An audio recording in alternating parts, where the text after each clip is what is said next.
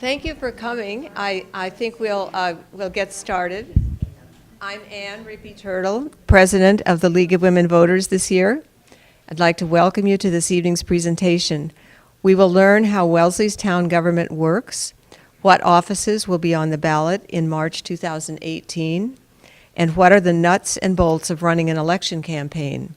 We will also hear some useful information about Wellesley's representational form of government.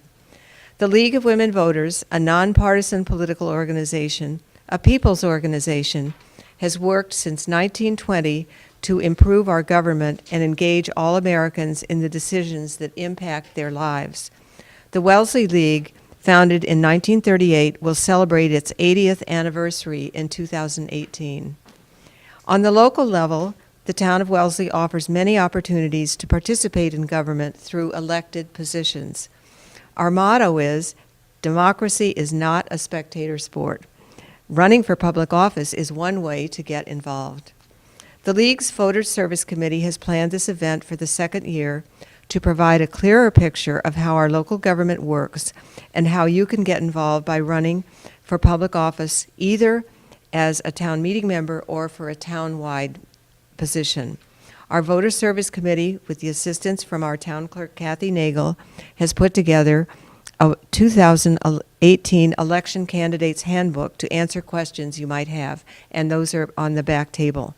At this time, I would like to introduce our Voter Service Chair, Erica Johnson, who will lead us into our topic, how to run for public office. Erica? Thank you, Ann.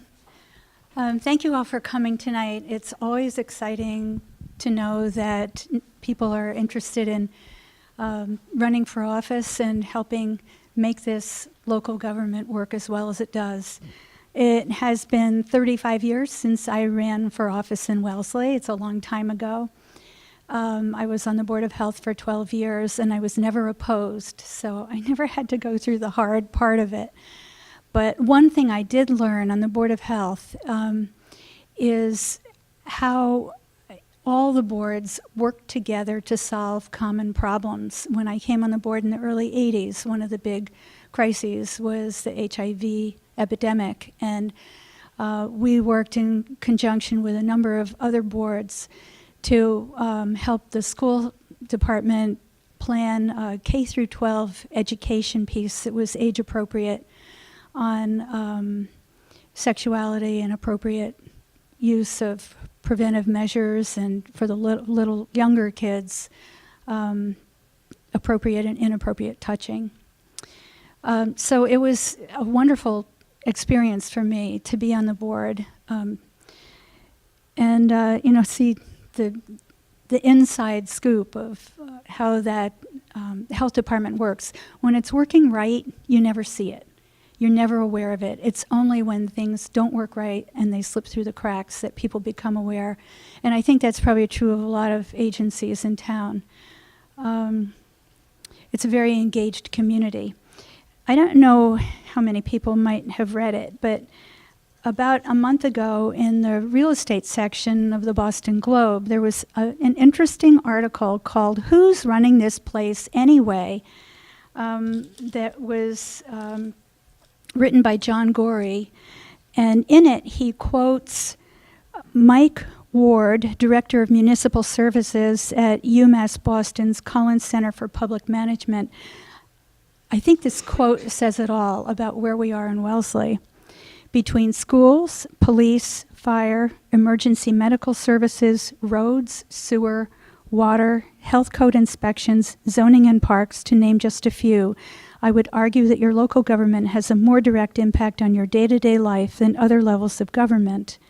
He went on to say, it's also an area of government where you as an individual can make the greatest impact.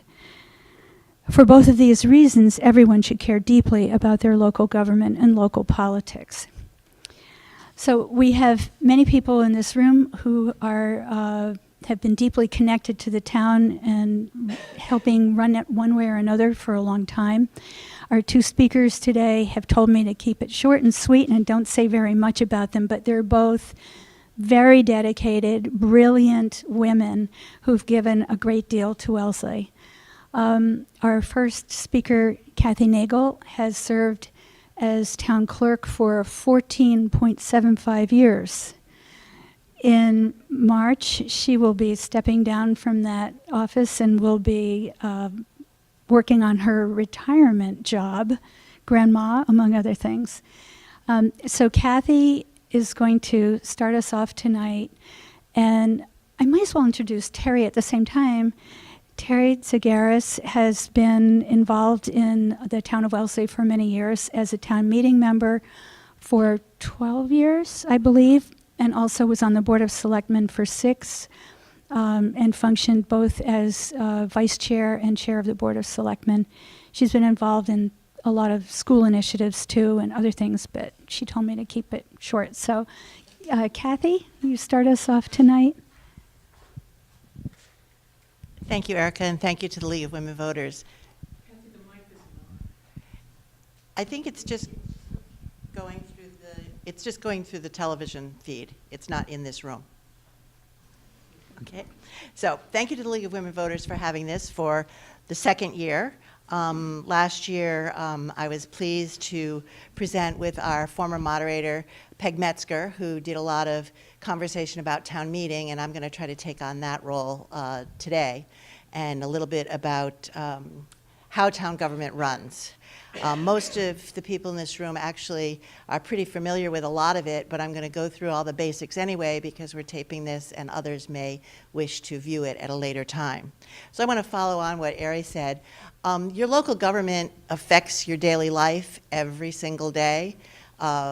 Plowing the streets in the winter, your kids going to school, the care of our natural resources, our water, our sewers, our electricity, all are controlled by boards in this town. And so I always make the pitch that the most important people to vote for are your local government officials, because about 6,000 to 7,000 people vote in a local election, and you're one of 6,000. In the national level, you're one of 26 million.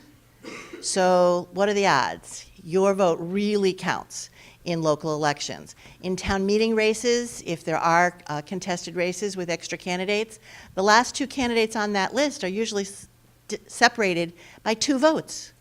It's the case where every single vote does count and your vote can really make a difference. So I encourage all the voters in Wellesley to pay attention to who's running for office, ask questions, meet the candidates, and participate in our local government because your voice counts and your vote counts in Wellesley. I also want to say at the outset that Wellesley, sometimes residents feel like there's a closed circle, that you have to be invited to participate. That's simply not true. Anyone who wants to participate can step up and become a town meeting member, and usually you'll get elected on your first try and you become aware of all of the issues in the town. You learn a lot, and then you might find a particular board or volunteer committee that interests you because of your background and your particular interests, that you can step up and then make a bigger contribution as a board member. So it is not a closed circle, it's an open circle, and we really invite anybody who wishes to participate to come on in. We are highly dependent on our residents to run our town. We have over 300 people in elected and appointed positions who make the policies for our town. And we need to celebrate those people and renew our core of people at all times. And so think of it, there are 300 openings and any one of them could have your name on it. So if we go to town meeting basics, thank you. So the town meeting, Wellesley is a town, and it's run by the legislative arm is called our town meeting. It is a New England tradition, and many other parts of the country are not familiar with town meeting. It is a really basic form of democracy. Wellesley is one step away from total democracy in that we have an elected town meeting, which means there are 240 people that are elected by neighborhood or by voting district who make the decisions for the town.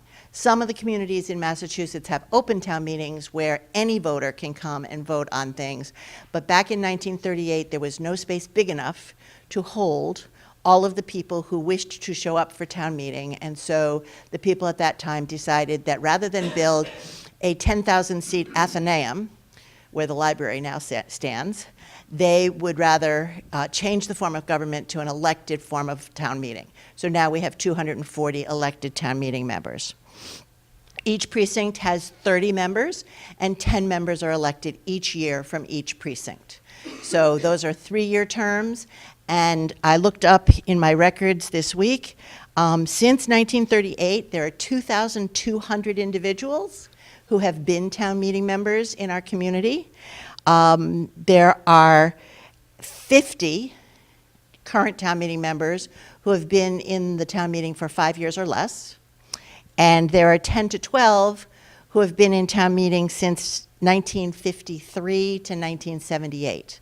So we have some people who persist for years and years and years, and then we always have openings for new people, either because of retirements or people moving out of town, or for various reasons. There is churn in town meeting. So again, it's not a closed circle. It's not always the same people. There are new people every year. We meet the last Monday in March, which according to town meeting lore was after the thaw and before the planting. So we meet Monday and Tuesday nights starting at 7 o'clock for as long as it takes to do the work of town meeting. Typically that's 3 to 4 weeks. We don't meet during school vacation. Sometimes it can be as long as 12 sessions, so sometimes it can be as long as 6 weeks, but in the recent past it's been more like 3 to 4 weeks. There are also sometimes special town meetings that are called because of a particular project that may need to be decided outside of the normal budgeting process. We don't always have a special town meeting, but there can be special town meetings that are usually topic specific. So I did say that, told Teri to kind of give me a brief introduction because I wanted to tell you a little bit about how I got involved in town meeting, or in the town. I got here in 1980 with one little child. A second one was born. The League of Women Voters people saw me in the grocery store and said, "We want you." So I became involved with the League of Women Voters within months of arriving. It was a vibrant group of intergenerational women who taught me so much back in those days. We had a babysitter for board meetings because so many of us had little babies at the time. And some of those people became my best friends in Wellesley going forward. Within 6 months, somebody said, "Why don't you run for town meeting?" So in 1981, I was elected to town meeting for the first time, and I served in town meeting pretty much continuously until 2003. However, I moved 3 times, so I had to run from 3 different precincts. So I took a year off here and there to get to know my new neighbors before I went back into town meeting between precincts. In 1981, the parent school was up for redevelopment, and there was a great deal of neighborhood concern about what was being proposed for that space. There was an elementary school there that closed in 1980. I lived on Thomas Road. I thought my children would walk to school right down the street, but before we actually moved in, the school closed. We had gone from 12 elementary schools to 6 elementary schools at that time. So my kids ended up going to Bates, but then the question was, what do you do with the parent school property? And there were proposals to build the dreaded apartments, which at the time sounded like a terrible idea to the neighbors. You know, outsiders and traffic and people who wouldn't care about the town and all of those NIMBY kinds of arguments that I bought right into at the time. And we appeared at town meeting and convinced town meeting not to approve a lease for apartments in that space, and instead to maintain it as open space. And now we have a park there that the neighbors all enjoy, and that was my first foray into town meeting. The next year, a friend of mine and I decided there were no tot lots in Wellesley for little 3-year-olds, because I happened to, at that point, have 2 3-year-olds, or 2 children under the age of 5. And so we decided that we needed to build a tot lot for Wellesley. And there was no money in the school budget to do it, or in the town budget to do it, so my friend and I raised money privately. all of like $3,000, and went to town meeting to ask for matching funds to build a tot lot, which eventually was built behind the then Sprague School. It's no longer there because the Sprague School is bigger than it was, but there was a tot lot there for many years. It's one of the times that the advisory committee, the budget was very tight, and we were asking for $3,000 for the tot lot, and the advisory committee recommended unfavorable action. Nope, you can't have that $3,000. Well, we put on a slideshow and made a presentation at town meeting. Town meeting actually clapped after our presentation, which is not allowed. There are no displays of any kind at town meeting, but they clapped, and they voted yes. And so it's one of the very few times that town meeting went against the recommendation of advisory committee, and we did build a tot lot. So those are my two forays into Wellesley town politics. Later, I ran for school committee and served on school committee for 6 years, retired from that, and then when the job of town clerk became available in 2003, I ran for that, and I've been town clerk for 15 years, and it's been my pleasure to do for the town what I had been doing as a volunteer, participating in elections and encouraging citizen participation and all of the things that I used to do as a volunteer. Oh, and attending town meeting as a volunteer. Now I get paid to attend town meeting, so that's exciting. So here are our precincts. There are 8 precincts in Wellesley. We try to design the precincts to run somewhat along neighborhood lines. It can't always happen because we only have 8 precincts to work with, and we have a requirement at the federal level that there can be no more than 3,500 people per precinct. That's not voters, that's people per precinct. So we have to find ways to draw the lines to make the precincts equal in population. And so we try to do a hard stop at Route 9, but that just doesn't work because there are not enough people north of Route 9 to populate all of the precincts that need to be up there. So precincts used to be more closely aligned with elementary schools, but since we have 8 precincts and 7 elementary schools, that's no longer possible. And so that's the precinct layout. Okay, so what does town meeting do? This participatory democratic form of government. It appropriates all the funds for the town, operating budgets, capital budgets, and special projects. So no one, including the tot lot for Wellesley, can spend any money in the town without the approval of town meeting. And so that is the biggest job that town meeting does. The town departments come together to present what we call an omnibus budget, which balances. The budget has to be balanced, and so the town departments present a balanced budget to town meeting. And so it can be frustrating to town meeting members that they don't seem to be able to affect the budget on town meeting floor, because most of that actually occurs before town meeting, because there's a lot of balancing of needs that goes into creating the budget. But getting involved earlier in the process by attending board meetings or attending advisory committee meetings, people can have an impact on how the funds are allocated. The town meeting also acts on bylaw amendments. So we've had proposals for noise bylaws. We've had proposals for leaf blower bylaws. You name it, people can bring up bylaws that govern the town. And those, the zoning bylaws and the town bylaws, are the place where town meeting members really have more control or more activity, because you bring your own sensibilities as to what is good regulation for the town. So the most recent set of bylaws that were somewhat controversial last year were the demolition delay review bylaw, and some other zoning bylaws with large house review and that sort of thing. So those are areas where town meeting members really get into pretty meaty debates as to what the right thing to do is. They also act on labor contracts and pay scales, but again, that's pretty much pro forma, and that's just approval of something that's happened outside of town meeting. Advisory committee? The next slide. The advisory committee is a group of 15 citizens who are appointed by the moderator.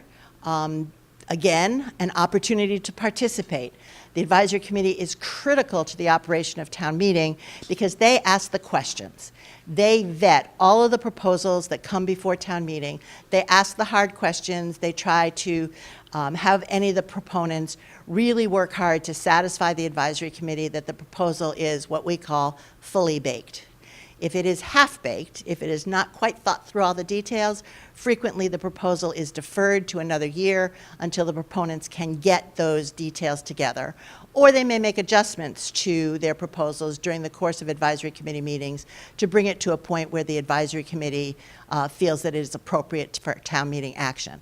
Again, that can sometimes feel to town meeting members like all of the arguments have been had before town meeting, but it is a way of asking tough questions and getting the proponents to really think through what it is they're proposing and how it will affect the town. They prepare an extensive report, which is mailed to all town meeting members prior to town meeting. You get the background, you get the pros, you get the cons, you get all the thinking that advisory committee has on a particular topic, and we expect town meeting members to really read that report thoroughly. It's also available on the town website, and any member of the public who wants that report can certainly request one from Town Hall. There's no obligation to take the recommendations of the advisory committee. But most of the time town meeting does take the recommendations, but town meeting can act contrary to the advisory committee recommendations, and it does from time to time. It's more likely to say no to something that advisory thinks is ready to go than to override advisory and say yes to something that advisory has said no to. But it can work in both ways. And so there is the power of town meeting to override the recommendations of the advisory committee. Briefly, town meeting is a fairly formal event. We do have rules of procedure. They're not Robert's rules. There's something called town meeting times. They're a little bit less formal, but we do address each other as Madam Moderator and Mr. So-and-so, and you stand up, you state your precinct and your name, you make your comment, you ask your question through the moderator, then the moderator finds the appropriate person to respond to your question, and back through the moderator, that person responds to the comment. It helps to maintain civility on town meeting floor and keep things polite. We really try to have a polite debate. It can be lively, but we don't impugn anybody's motives or why they're speaking. And it is designed to enable participation by all citizens. Residents can talk to town meeting, but they cannot vote. Only town meeting members can actually vote on the things that come before town meeting. There are communications about town meeting on the town website, www.wellesleyma.gov, has information about town meeting. It has agendas and minutes related to every board in town, and many of the meetings for the town committees are televised on the Wellesley channel, and the Wellesley Town Meeting is also televised live on the Wellesley channel. So if you see something coming up or you see a debate going on that you suddenly need to make a comment on, you can jump in your car and come to the middle school and participate in that debate. So the structure of town government in Wellesley is really, really flat. As you can see, all of the yellow circles are elected by the voters, and they have no connection between them. None of those, the yellow circles go up to the top line, but there's no connection between the yellow circles. Each one of those is a board that has a specific mandate, a specific set of responsibilities, and they are independent and responsible only to the voters. The Board of Selectmen we have down in the middle, kind of because that's where they fit, and because they do have a number of responsibilities who report to the Board of Selectmen. So this line here of blue are employees, and they report to the Board of Selectmen. Each one of the yellow circles up above also has employees that report just to that board. The greens are appointed committees. So there's opportunity to participate in any of those committees if that is something that you're interested in. So look, we have greens here that are appointed by the moderator, and greens down here that are appointed by the Board of Selectmen. And there are also greens appointed by the Natural Resources Commission. So there's all of these little boxes have people that run our town in them, and the only ones who are paid are the ones in the blue.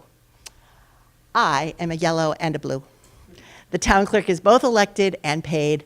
I do have management responsibilities day to day for the town clerk's office, and I am elected by the voters. So that's kind of a unique position. I have a foot on both sides of the aisle.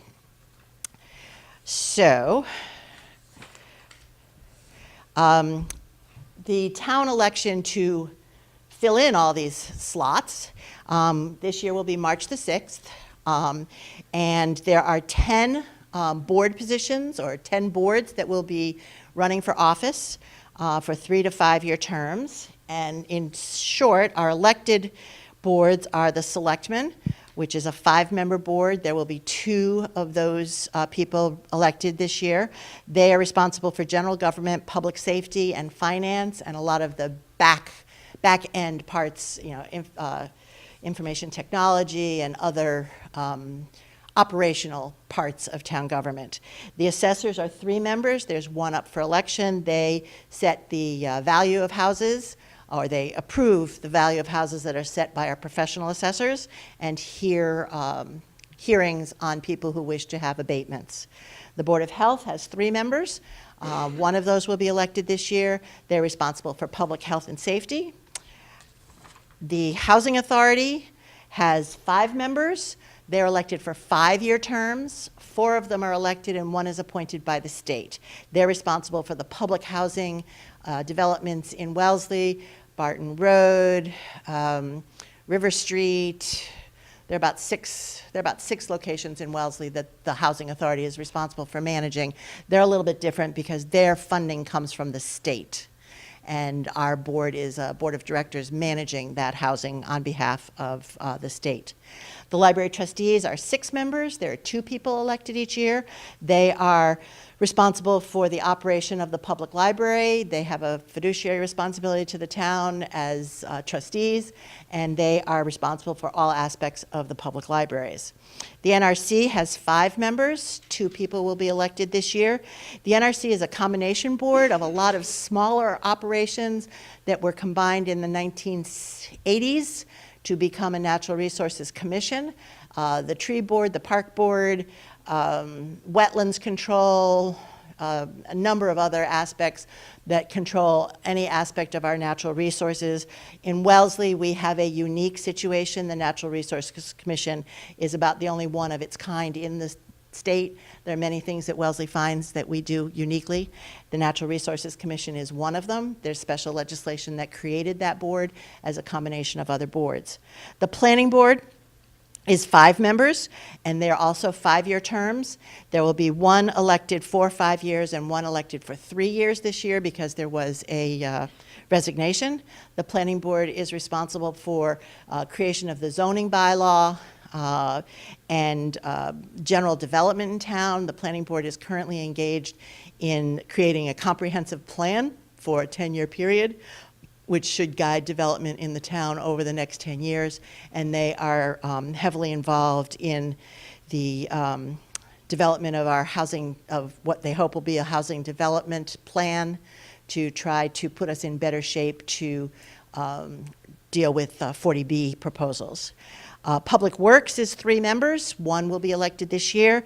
The Public Works Department includes all traditional public works activities, streets, culverts, roads, sidewalks, but they also operate our 3 municipal utilities, water, sewer, and the municipal light board. Wellesley is one of the few communities in the state that has a municipal light plant that is owned and operated by the town. The Board of Public Works is 3 members of the board that operate that light plant. There are also 2 citizens appointed by the Board of Selectmen that sit on that board, another opportunity. Recreation Commission is 5 members. 2 people will be elected this year for a 3-year term. There's also a partial term. I'm not sure how long that is. They handle all of the traditional activities of the Recreation Department, programming for all ages, and operate out of this building, the Warren Building. The School Committee is 5 members. 2 of them will be elected this year. They operate all of the activities related to education in the town. So you can see that we have these 10 boards that each have pretty unique and disparate functions, and they are answerable only to the voters. They are not, our executive director, who works for the Board of Selectmen, cannot tell any of the other boards what to do. Each of those boards is independent, and they work with their own administrative department head to conduct their activities. So it's really important who is on those boards. Okay. So we already talked about town meeting members are elected by precinct. So a little bit about the process. So to become elected in Wellesley, you have to get yourself on the ballot.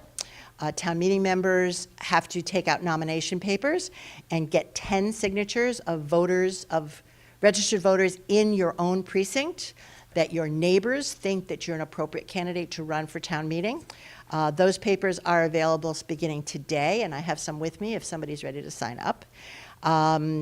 You must take out nomination papers in person because we need to get some contact information from you and a signature that you actually intend to pursue this office. And we like to have a conversation with people as to what the responsibilities are and make sure that people understand the various offices. It is public information that you take out papers. So once you sign the book, anybody can come in and look to see who has decided that they wish to run. You can choose not to return those papers. We do ask you to let us know if you're not going to return papers. But the fact that you've taken them out is public information. For town-wide office, it's a similar procedure, except that you have to get 50 signatures, and you get those signatures town-wide. You don't have to distribute them over a number of precincts. You just have to find 50 signatures. And usually that can be done at the dump in the course of a weekend or outside Roach Brothers. However, if you do it outside of a grocery store, you'll find out that many people who shop in our grocery stores are not town residents, whereas at the dump, the RDF, everybody is a town resident. People who are incumbents for town meeting need only file a letter of intent. So they've already been nominated by their neighbors. They've already run for office once, so all they have to do is say, I wish to run again. Typically, people will run for 2 or 3 terms. That's the tenure for a town meeting member is between 6 and 9 years usually. Some people, as I say, persist for a long, long time, but a lot of people probably do it for 3 terms, which would be 9 years. After you get your signatures, you return the papers for verification to the town clerk's office, and then once we verify your signatures, then you're qualified to appear on the ballot. The ballot is designed by random draw. We do designate who is an incumbent and who is a new person, but we don't order the ballot based on your seniority or based on alphabetical order. We actually have a box that we set up, and we tumble the names, and we pull each name out to put them on the ballot in that order. We do that at 10 o'clock in the morning on the day after all of the names have been certified. And frequently, there's usually no one there, but sometimes somebody shows up to watch, and then we usually have that person pull the names so that they can participate in the process. There is an option to run as a write-in candidate. Your name will not appear on the ballot. It is difficult to become elected as a write-in candidate if there are existing candidates on the ballot, but we do have somebody here in the room who ran as a write-in candidate and was successful because there were no candidates on the ballot for NRC that year, and we needed to have a write-in candidate. A write-in candidate must get at least 50 votes as a townwide office because that's how many it takes to get nominated. So you have to have at least 50 votes in order to be a write-in candidate. Our officers take office immediately upon election. I have a swearing-in ceremony the day after the election, and they take seat right away and prepare for town meeting and become a full-fledged member of the committee as soon as they are elected. And that's about what I have to say about elections and town government. Is there any question about what I've had to say? You can hold you can ask now, or you can hold your questions, because Teri's going to take over with legal requirements and how to actually do this campaign thing in this town. Are there any questions right now? Okay, great. I do have nomination papers with me. If people are ready to do something after the meeting, I'll stick around and you can take out nomination papers. Thank you. So for those of you who don't know me, because I no longer live in town, my name is Teri Tsagaris. I got involved way back when. I'm a lawyer by trade, but decided to stop working, and obviously was not going to sit at home and eat bonbons. So I got involved at the school level and, sort of worked my way up. You start doing the book sale, then you do the auction, then you're the president, and then you move to the middle school and do the same thing, and then the high school, whatever. So a lot of my background began in the schools. I was also the president for Wellesley Education Foundation and actually co-president with Casey Cato for 2 years. And then decided to run for selectman. So I was a town meeting member for 12 years and a selectman for 2 terms, 6 years, and served as chair and vice chair twice. So in between all those things, I also was very active with campaigns in Wellesley. So people used to joke that I never saw an override I didn't like. So I worked on many, many override campaigns with many people, none of whom are in this room, unfortunately, except for Casey. And debt exclusions for big projects, the middle school project, the high school project, some of the smaller elementary school projects. And then as a selectman, one of my projects was the senior center, which is the Tolles Parsons Center. So once I came off the board, I ran the campaign for that. So a lot of experience in town politics. I encourage people to get involved, to run. Some will say it's not for the faint of heart, but you have to have a little bit of a tough skin, but you can do it. It's rewarding, it can be challenging at times, the learning curve is incredible. You meet very dedicated, very smart, very committed people from places where people you never would think you'd ever be working with. And there's many strong people with many strong opinions in this town, and it makes it better. Having worked on the Tolles Parsons Center project for 8 years, I can tell you that the input that you get, while you may not want to hear it and it may not be what you think is correct, it makes a better project. And that's one of the projects that was sent back to the drawing board on many, many times. But I think today, as you drive down Washington Street, I think it's a better project. So every time I ran, I had to run a campaign. I was not lucky enough to have no contest. So there are legal requirements that apply to running a campaign.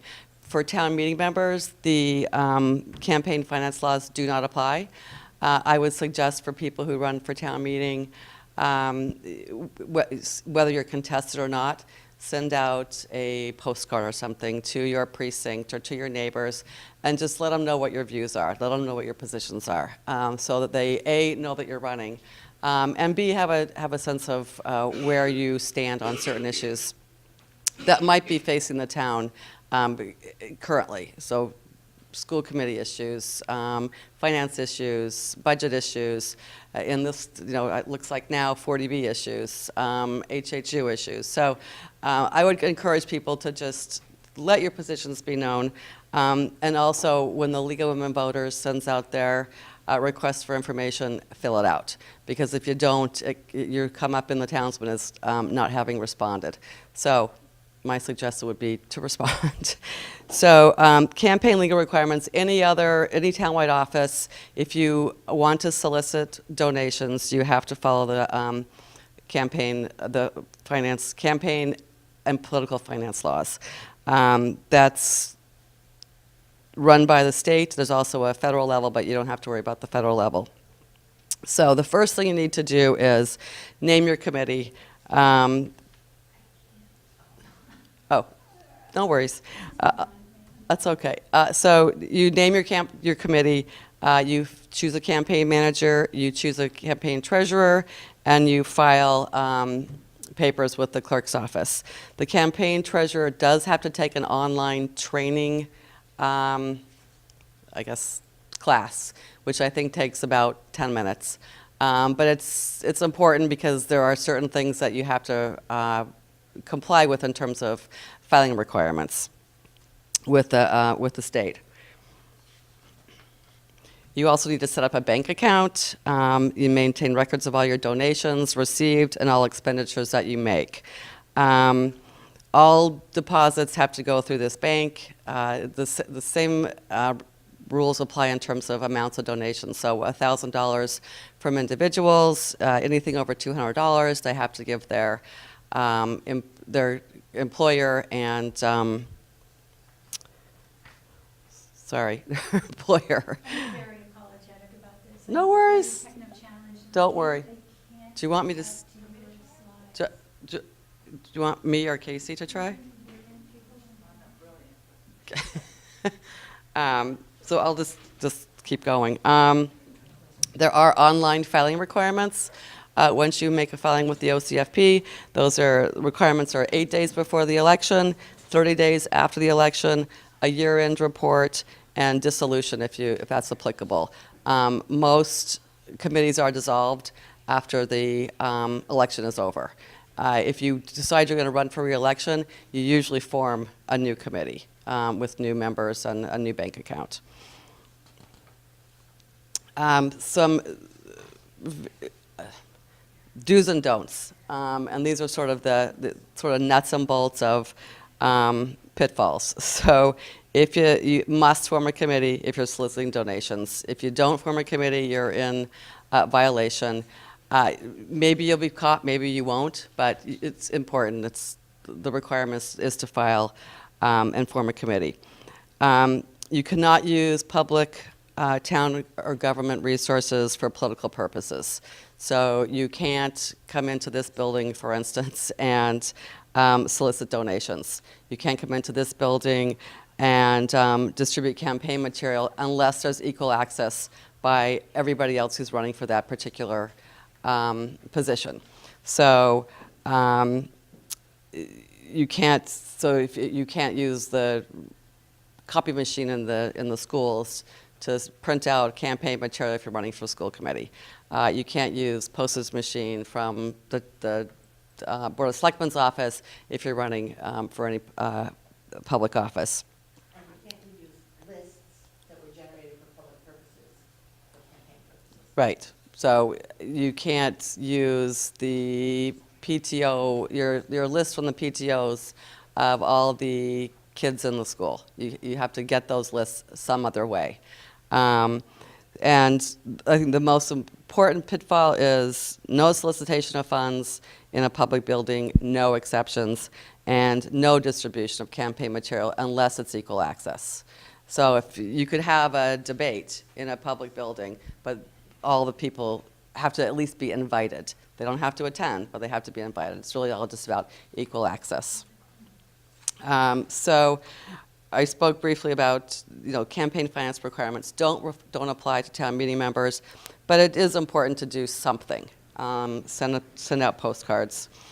In a townwide campaign, whether it's contested or not, you may want to do something. My suggestion, if it's uncontested, is that you consider sending information to either your neighbors, your friends, the people who who support you, respected members of the town, people who are maybe already in offices, just to give them information on your position on issues that are facing that particular board or committee. People want to know where you stand. Where do you stand on budget issues? Where do you stand on labor contracts?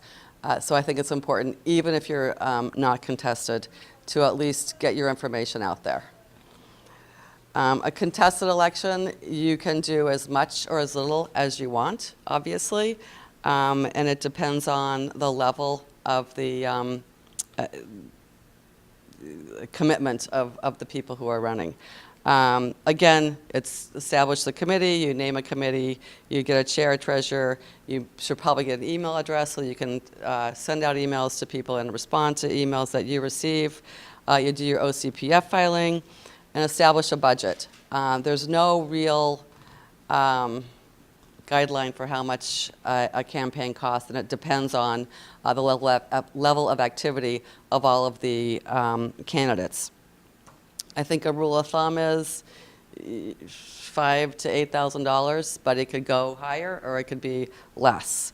And then establish a calendar of activities. And what we usually do is you pick what the election date is and you work backwards in terms of what types of things that you think you should do just to get your name out there or to get your positions out there.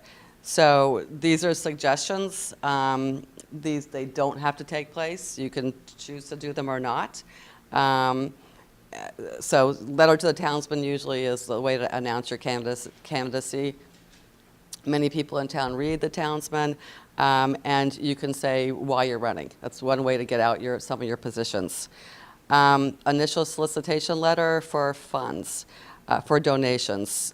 Usually we suggest you send those to friends and known supporters.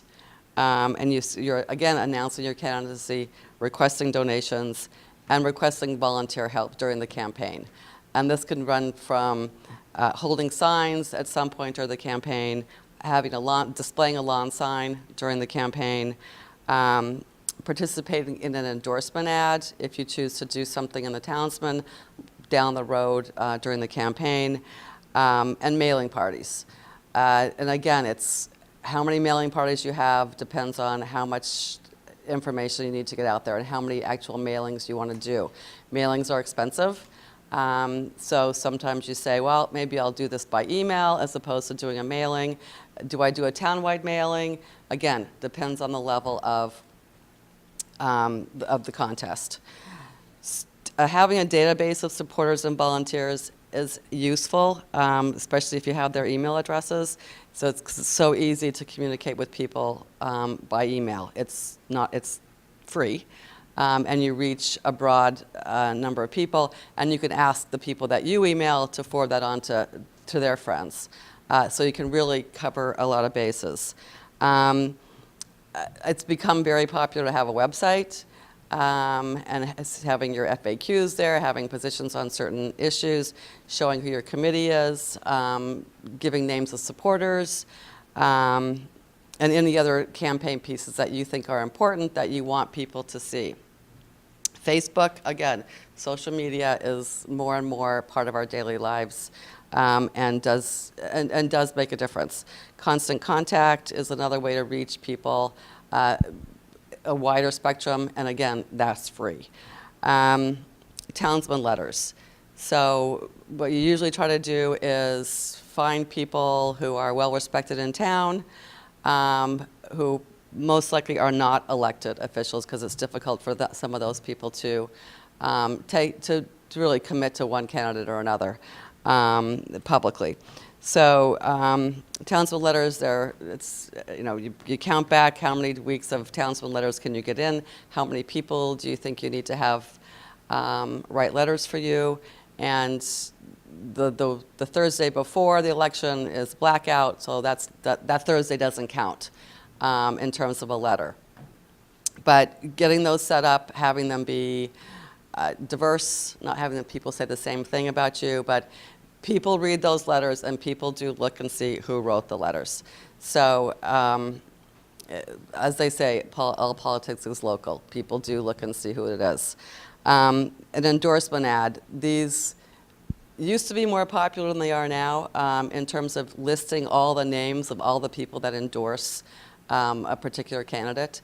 I think that for most of these town elections, the local elections, it's very hard to get a lot of names because people, depending upon where people are, they may endorse you. They don't want their name in the paper. They don't give you their name. You have 500 names, but once you put it in the ad, it looks like you have 15 names. So what's become I think a little more impactful is to take out an ad. You can do a quarter, a third, or a full page in the Townsman. Again, probably one of your biggest expenses in a campaign, so you need to look at whether you really need to do it. But to have, rather than having 200 names listed, 400 names listed, is put in quotes. And you can use quotes from the Townsman letters that were written on your behalf, again, with people who are well respected and well known in town. It does make a difference. Lawn signs, there's usually, I'm sure as you've seen, every February, there's a weekend where they all go up. It's like people go away for vacation, they come back, and there's signs all over the place. And again, you're asking people if they'll put lawn signs up for you. You try to target driven places. So a cul-de-sac, you can have a sign there, but the people who live on the cul-de-sac and their friends will see them. You want Washington Street, you want Linden Street, you want Route 9, you want the big places, you want where people drive by every day. So again, you target those. You target who lives here. But you obviously need permission to put a sign up, and it has to be on somebody's property. It can't be on public property or on town property or just in on Route 9, just stuck on the side of the road someplace. It's got to be at somebody's residence. Sign holding. This usually people do that a couple weekends before the election at the RDF, at Roach Brothers, maybe at Whole Foods. Again, you're gauging what the contest is, but a lot of people go through the RDF on Saturdays, and you'll see a lot of people. People notice that you're standing there with a sign, and then usually it's the weekend before the election and then the day of the election. I think the day of the election, what we usually do is just have people standing at each precinct, and you do it during drop-off because most of the voting places are at schools. You do it during drop-off in the morning, pick up in the afternoon, and then around 5 o'clock when people are getting off of work and might be coming to vote. Another popular location is the train stations. Again, depends on your level of competition. It's also helpful, I think, for people who are doing sign holding to have what we call palm cards. It's a postcard, a little bit bigger than a regular sized postcard, that has a picture of the candidate, some bullet points about their background, some bullet points about their views, and then information on how you can contact the campaign, website, Facebook, email address. But again, it gives people a takeaway. So when you're standing at the RDF or you're standing at Roach Brothers, you can give them something to somebody if they choose to take it. So all of these things are really, you do them, they're time consuming. Campaigns are time consuming. You need a lot of help, and it's a very concentrated period of time. So I think you really need to think through how much you need to do and when you need to do it. The last piece is mailings. I suggest you do it. Obviously, you're going to have to do a solicitation letter if you're trying to get contributions. It's good to send them out to your supporters, potential supporters, and then you can always have your friends forward those to other people. Townwide mailings used to be very popular. Townwide mailings are very expensive. You're paying for postage for, 20,000 households, and that's 8,000 households, 28,000 voters. So it's a lot. And some people don't, they throw it right into the garbage. They're not going to read it. You just wasted the postage. But if you have a very contested election and your opponent or opponents are sending out townwide mailings, you need to think about possibly doing a townwide mailing. The other ways to do that would be just, rather than having a townwide mailing, you target specific groups. So you target students, or not students, but the parents of students. You target the school community. You target, if you need to, specific businesses, not because the business is going to vote, but because you know who works there. You target the preschool. Do you target seniors? So it's part of the strategy when you're thinking about what you actually need to do. Excuse me, get out the vote postcards. We call it GOTV. Get out the vote it's a postcard that you send. You get the townwide list for this. You get the postcard. You get them from the town clerk's office. The mailing addresses of every household that's a registered voter, has registered voters. They come to you by precinct. What you usually do is you have mailing parties. You have people just come into your house or a particular house all day. Just come in and you get a stack of postcards that basically reminds people to vote for you. And you ask people to sign, send them to their friends, and do a special note on it that's, there's some sort of individuality, that I'm supporting this particular candidate. I hope you'll join me in supporting this candidate. And you can use postcard postage, so it's a little bit less expensive. And you also, you're not going to send one to your opponent. You're not going to send one to your opponent's campaign manager, treasurer, or committee.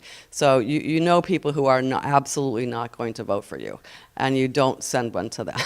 So you cull through these lists, and your friends and everybody who comes to your house culls through the list and says, oh, or this one's moved. Don't send one here. So, but my suggestion is, if you're in a contested race, you absolutely should send out the get out the vote cards. They're little, people read them, and they're personal. Response pieces. This really depends on, again, what the level of the contest is. If your opponent sends something out that puts forth his or her views and then purports to put forth your views, and they are incorrect, you need to think about, do I need to do a response to that? And you have to be circumspect. You cannot respond to everything that somebody says. And at some point, you can't micromanage every single detail about what they say that is or isn't true about you. Depends on the level. So be prepared. When I worked with Alice Peisch on her campaigns, there were a couple that were very, very difficult campaigns. We did many response pieces because there were things that you just couldn't let go. But another issue there is money. So we have at some point in larger campaigns sent a second request for donations. So you need to watch your budget and decide what's most important. And will a written piece really make a difference because it's expensive? The easiest thing to do are emails, obviously. You send them to your friends who send them to their friends, and they just go around. Specific outreach we talked about. Postcards, voting information. It's useful to on your website or in a constant contact or an email. Give people information on voting. Here's when you vote, here's when it is, and most importantly, information on absentee ballots. A lot of people aren't here on voting day, when they can go vote, when they can go vote early, and how to get an absentee ballot and how to vote without actually going to the polls on voting day.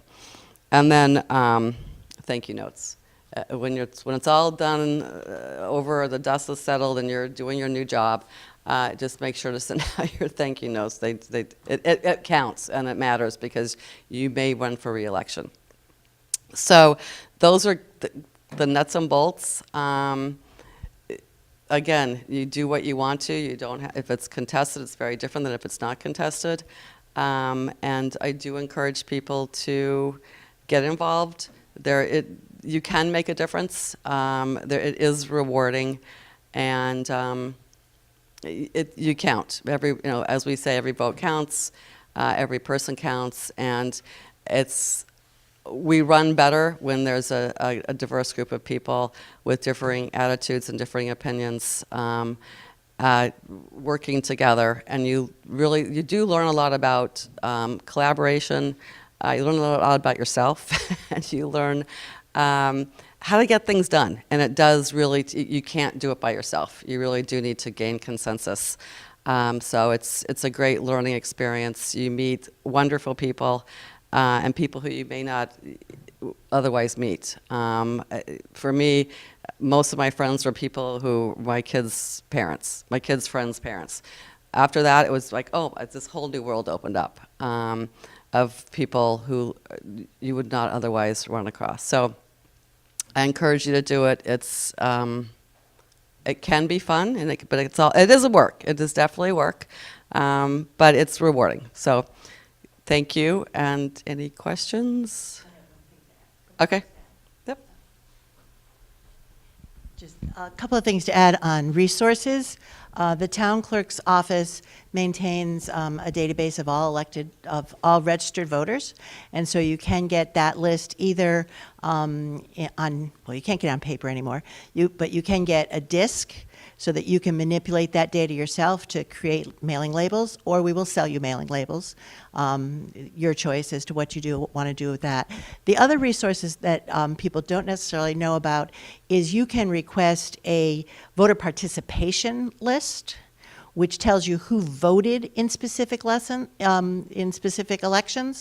And so those are the voters that are most likely to show up at the next election.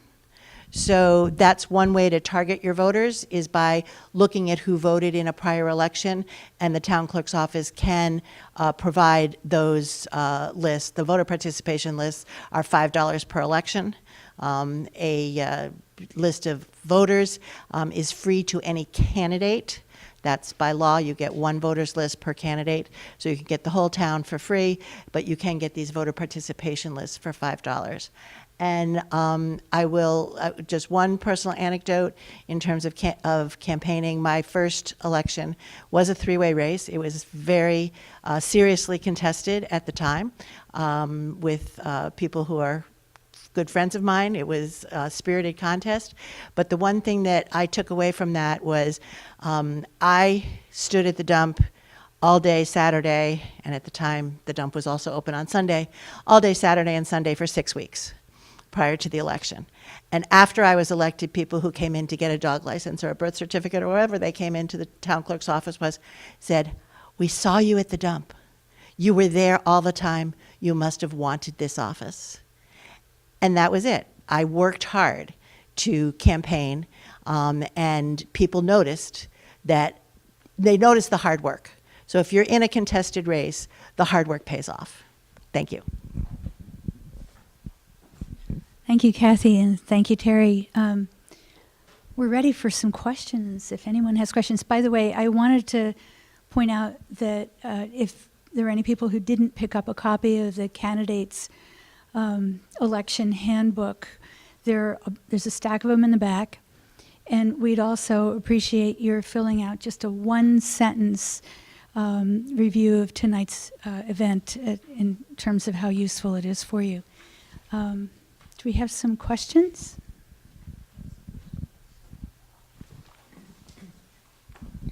My question is whether there are limits on what an individual can spend running a campaign. In other words, contribute to their own efforts.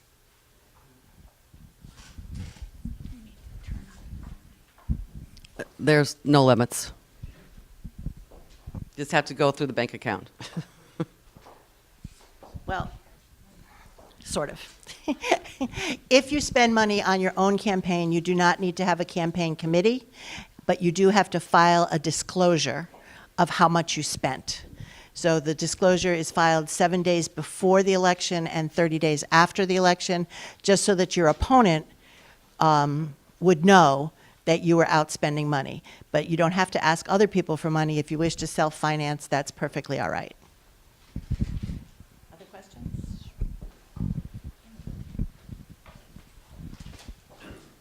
You don't put like a political party at this level?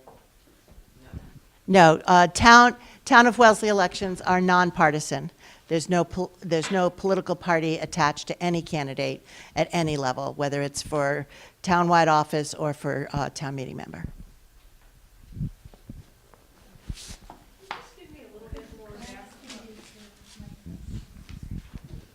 Just give me a little bit more on town meeting and the amount of hours that are required for town meeting. Sure. You said the meeting starts at 7 p.m., I believe?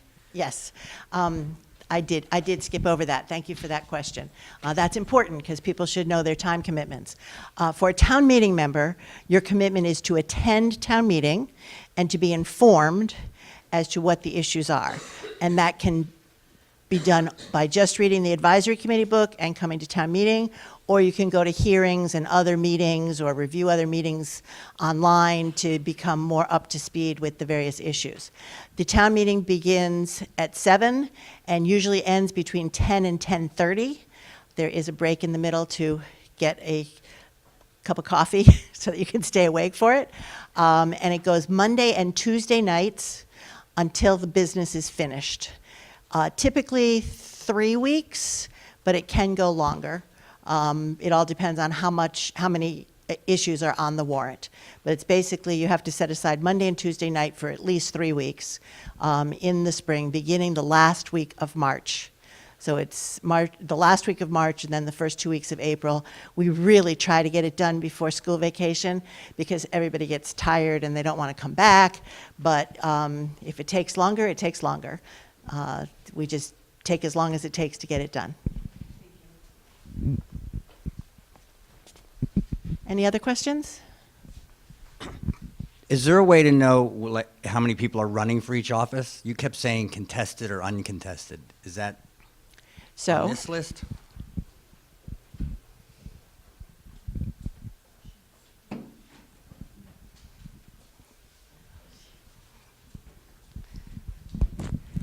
This book lives on my desk for all of the period of taking out papers, and anybody who takes out papers signs this book.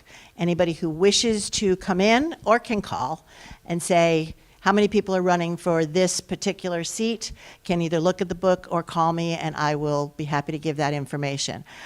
In addition to people who sign this book, who are the townwide candidates or the new candidates for town meeting, existing town meeting members got a notification yesterday that it's time to send in their letters of intent. So for each precinct, there are 10 people who are incumbents, and of those people, they will send me back letters in the next couple of weeks to say whether they are running again. They have to tell me by January 9th if they are running. So at that point, January 9th, I will have a list of incumbents who are running, and then people can decide whether they wish to run along with that list of people. Typically, we encourage people to have 2 to 3 or more extra candidates per precinct because that creates interest, it creates competition, it creates a sense of ownership of who is running for office. So we do like to have some extra town meeting candidates, and I will tell you that there is a little hidden thing that if somebody resigns from town meeting during the course of the year and there is a special town meeting that is called, then people who ran for the office but were not elected are automatically appointed to open seats and can participate in a special town meeting if that occurs during the year. Sometimes it does, sometimes it doesn't. But the numbers are, and then as the list matures, I will post the list on the website of who is running and how many candidates there are for each office. But I won't do that until the middle of January, until I start to get some data.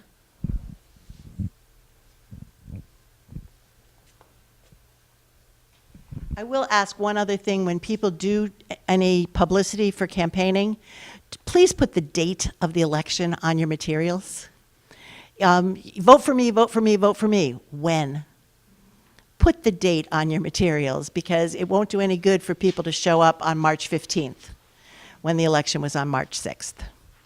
and people are not necessarily tuned in to the first Tuesday of March as the town election.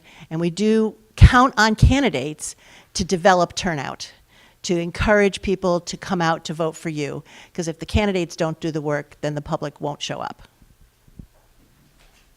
The page 2 of that handbook has all of the important dates for filing deadlines, and that would give you the close date of the date beyond which no one else would be able to submit nomination papers. The other really, really important date to please get on your calendars now is Thursday, March 1st, which is Meet the Candidates Night. And I have to tell you, that is standing room only. I think, how many chairs do we have there? 200 and some odd chairs. It's standing room only. And this is where a lot of people make up their minds about who they're going to vote for contested offices. So plan to come, whether you're running or not for an office, and definitely plan to come if you are. The reception starts at 6:30. There's a meet and greet. And then the formal program would start at 7 o'clock. Are there any more questions for Kathy or Teri? Will you all join me in thanking them very much for their time and their expertise?